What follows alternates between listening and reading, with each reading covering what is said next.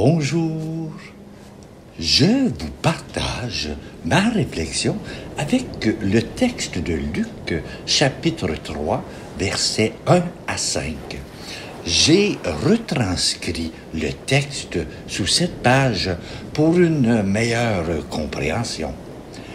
Dans le texte Luc, chapitre 3, versets 1 à 6, nous sommes confrontés à une scène inhabituelle. Au milieu du désert, un homme, Jean le Baptiste, proclame la parole de Dieu. Il n'est pas un grand prêtre, un roi ou un prince, mais un solitaire qui vit loin des circuits officiels, loin du monde. Luc ne nous montre que l'initiative de l'histoire ne vient pas des puissants, mais de cette personne marginale qui est saisie par la présence de Dieu. Jean n'a pas de titre, ni de position, mais il est riche de la parole de Dieu. C'est cette parole qui lui donne sa force et sa mission. Il parle sûrement avec conviction. Et je suis certain que c'était très intéressant de le suivre. Jean appelle les gens à se convertir, à repenser leur vie, à se tourner vers Dieu. Il leur dit: préparez le chemin du Seigneur.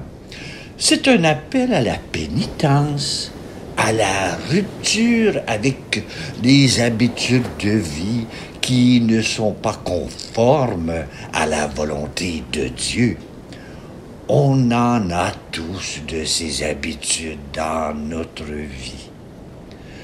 Ce texte de Luc nous parle encore de nos jours.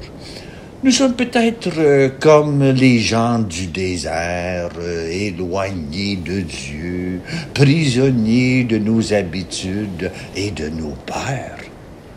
Mais la parole de Dieu peut nous atteindre, comme elle a atteint Jean le Baptiste. Elle peut nous appeler à nous convertir, à nous tourner vers le Seigneur, à préparer le chemin de notre vie pour qu'il puisse y avoir une présence divine. Donc, vouloir chercher Dieu. Jean le Baptiste nous montre que la grandeur de Dieu ne vient pas de nos titres, de nos positions ou de nos réalisations, mais de sa présence en nous.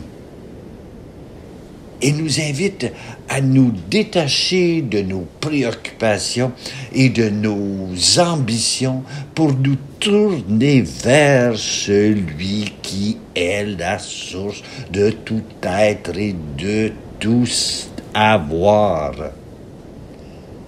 Dans ce texte de Luc, nous sommes confrontés à une scène étonnante. Le Christ, Jésus, est baptisé par Jean le Baptiste dans le Jourdain.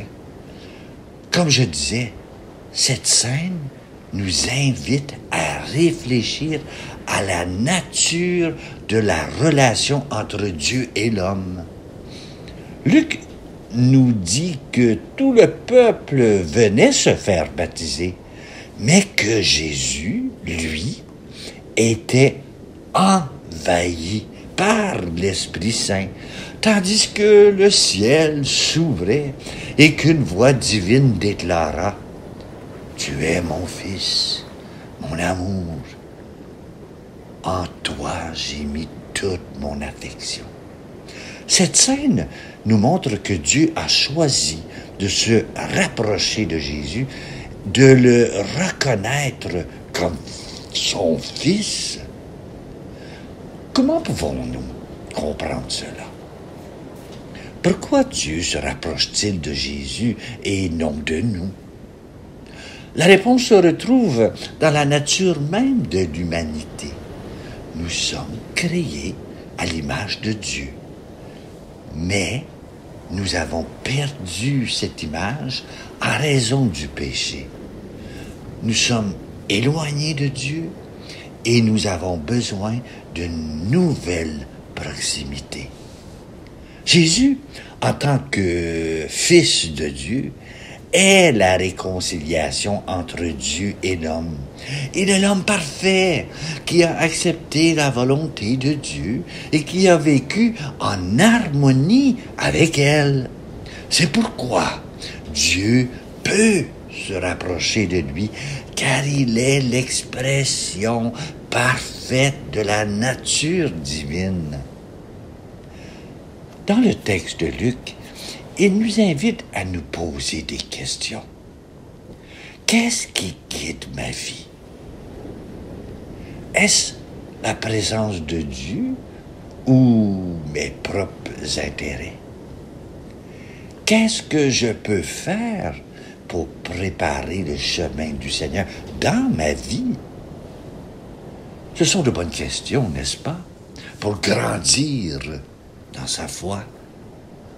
Et voilà, je te souhaite une bonne réflexion et aussi une très belle journée.